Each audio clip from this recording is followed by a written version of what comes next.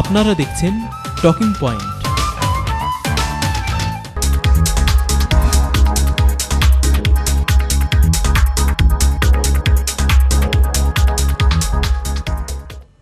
Welcome back to Talking Point. Before we went on break, we were talking about the gender discrimination and harassment of women in public and on workplaces and at home. Our guest today, Mrs. Saheen Westcobe, is an experienced community worker, social services director, and an architect. She was awarded MBE in 2001 for community work.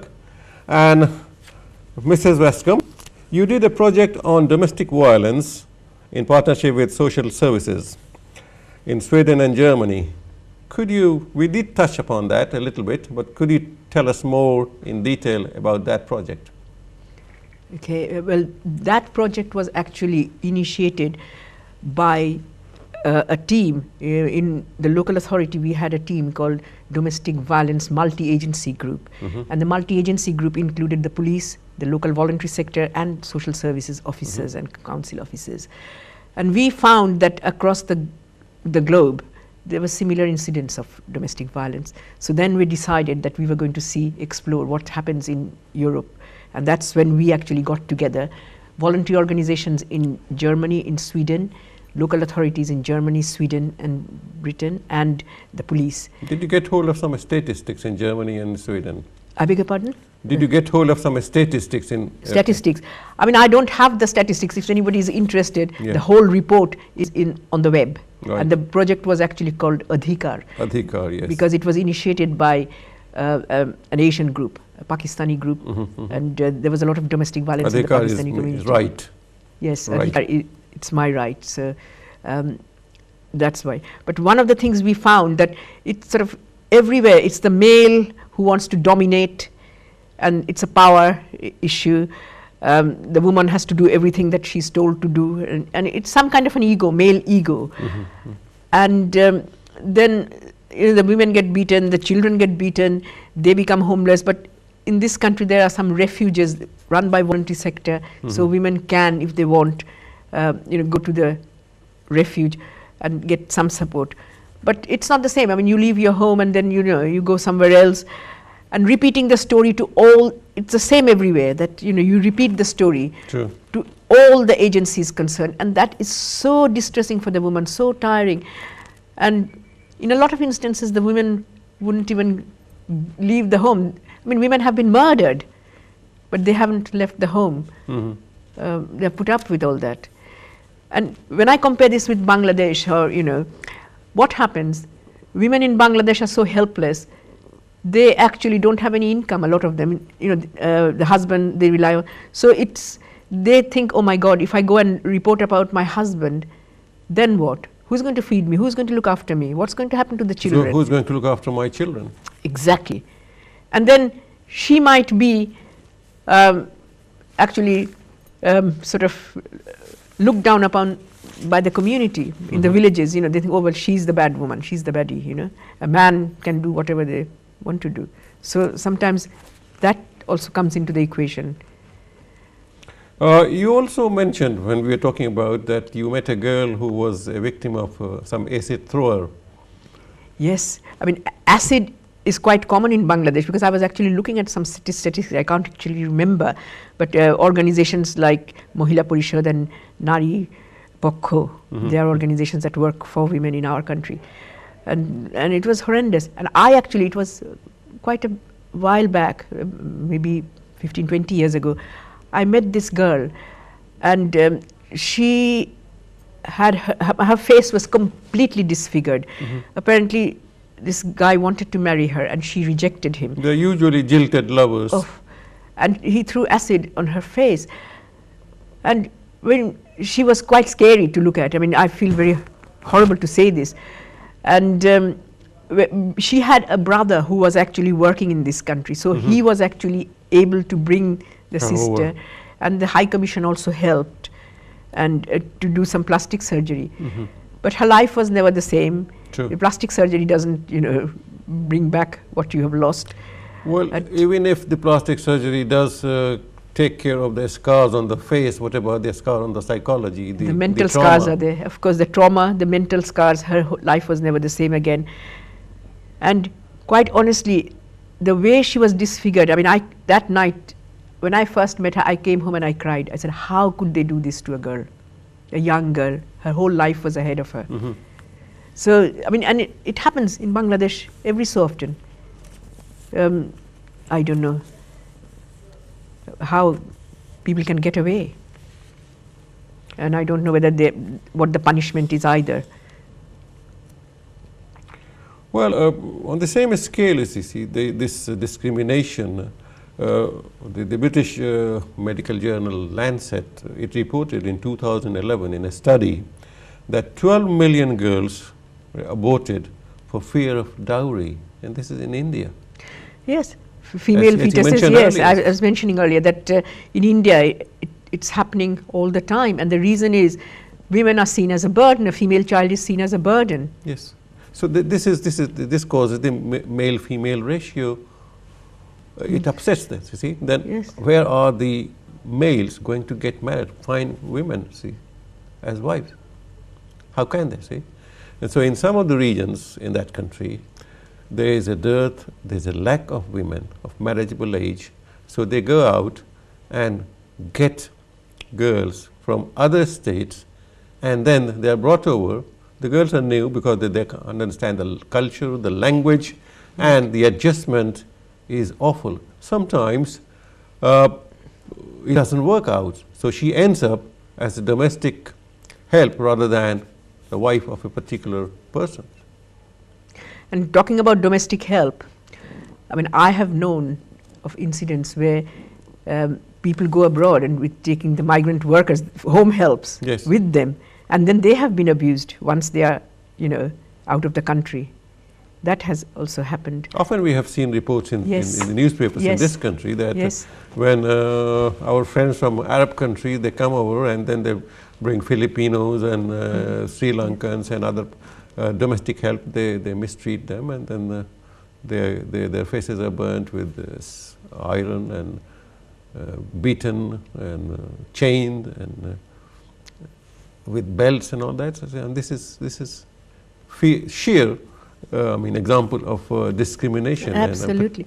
But I was just thinking that in Bangladesh, right, the garment industry employs a huge women yes. workforce. Yes. Say something about you as an architect. Do you think these factories are really safe places to work? No, they are not.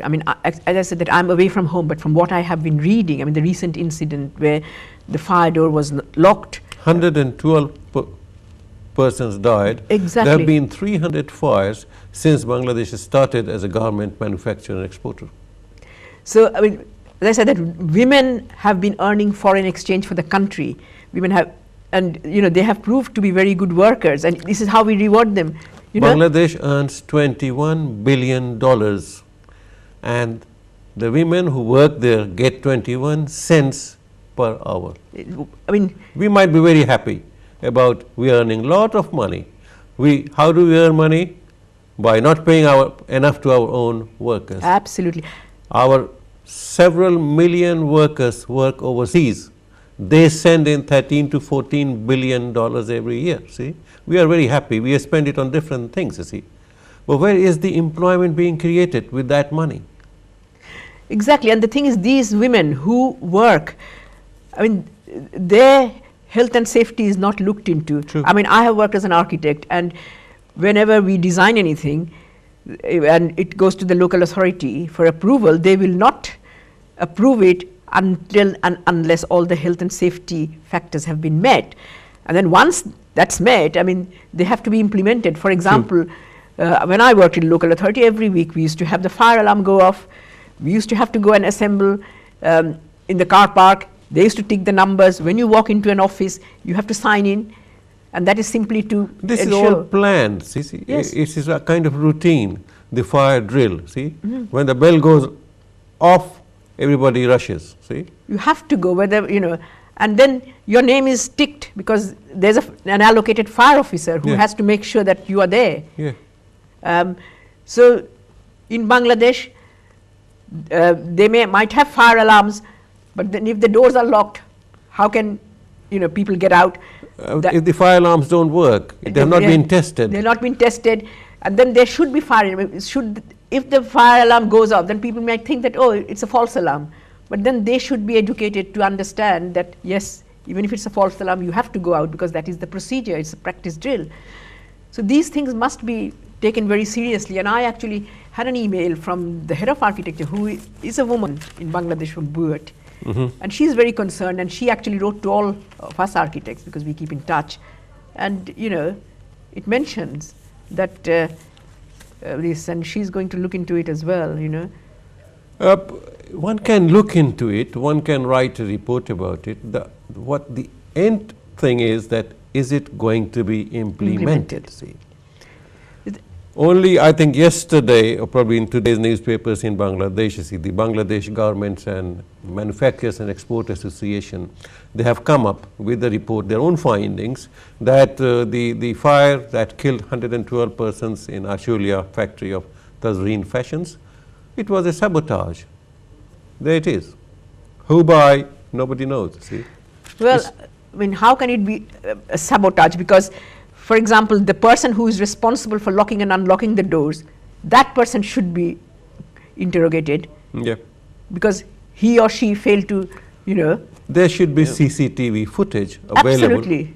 Yes. You are absolutely right. Because now we have technology, so, We can claim to be digital, Bangladesh going digital, but when it comes to the crunch, the real thing, the machine is not working.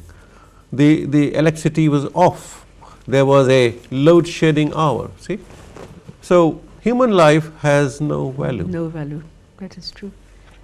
That is very true. Well, it's nice to talk about all these things, and this is we are letting out and bring it to the knowledge of our viewers and then sharing it with them. But what are the reasons, causes in general, why this is happening?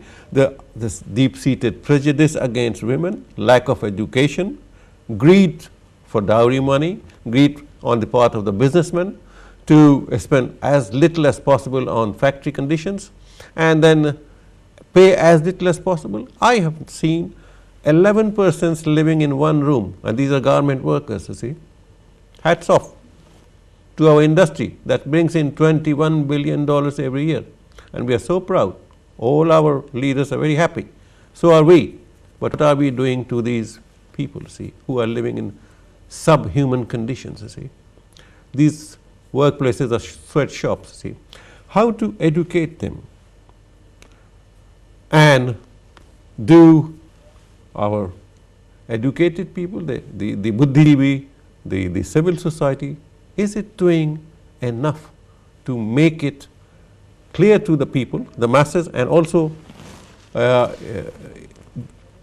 impress the leaders, the administration, that they have to do or implement these factors, these facilities, introduce these facilities in factories? Can we do it without the help of the community, the masses, the public? We can go on talking about it. And I think one thing should be done, that the workers should be told that should these things happen, I mean, if the safety precautions are not taken, that they should report and they should be supported, because they would be feeling scared to report. And they should be encouraged. A girl does not report about a rape. Yes, but they should be encouraged to report. And there should be very, very rigid inspection. And if the inspectors take a bribe, I mean, the punishment should be very, very severe. Because sometimes, these inspectors, they might go and, you give them a few £100 takas and, that's it. They don't. But so I think from all quarters, it's everybody's responsibility. It's the workers' responsibility, it's the employer's responsibility, it's the authorities' responsibility, it's the community's responsibility, and we must all take responsibility. If we see, anybody sees that the laws have been violated, or bent to suit they must their be own. punished, severely punished. I mean, women are doing so much, and women are capable of doing so much. I mean, you look in Bangladesh, Grameen, BRAC, there's so many women, millions of women, and they have proved that they are capable of taking responsibility, they are capable of earning, they are capable of contributing. And here we have these women who are exploited, and at what cost? We have a woman prime minister, we have a woman opposition leader, we have woman foreign minister, we have a women agricultural minister, and this minister and that minister, and they are fairly represented in the cabinet, where they are fairly represented in the industry, in the form of garment workers. But are they getting a fair deal? Do you think so? Well, I think they should take responsibility and take this seriously. I mean, yes, women, it's, you know, it's a great improvement that we have so many women in politics and so many women in power. Yeah. But I think these things where the masses are involved, they should take responsibility and ensure that women at grassroots are getting their fair share. It's no good having, you know, people in a few people in high positions. Yeah. It's what is happening to the mass. This is just token Exactly. representation. What is happening to the mass, you know? And how are they being treated by their male counterparts? Exactly. Whether they can really take it, how long will they take it? Are we sitting on some sort of a bottle with the tape on it and the top on it, and then it will explode one day, you see. As somebody said, that we have had a political revolution, but we are still waiting for a social revolution. And I'm not talking about revolution in that sense, I'm talking about the change of the mindset, Absolutely. the change in thinking, whether we can accommodate the women population of the country as first-class citizens, as you said. The thing is that there have been changes, right? I mean, women are now, at one time we didn't have any women in the police service. Right. We didn't have any women in civil service, you know, women lawyers, we were getting, most women who wanted to go for higher education or into a profession, they would go for medicine. But in the other Right. areas, you know, we have women now in other walks of life, which is good. And women from the rural areas are also taking charge of their own affairs. I mean, sometimes when you read the stories of women in villages, it's very enlightening. Right. We'll touch One upon day. these things after the break that we Sure. need, which is our, I call, bread and butter. Okay, gentlemen, we'll take a break. Don't go away. See you soon.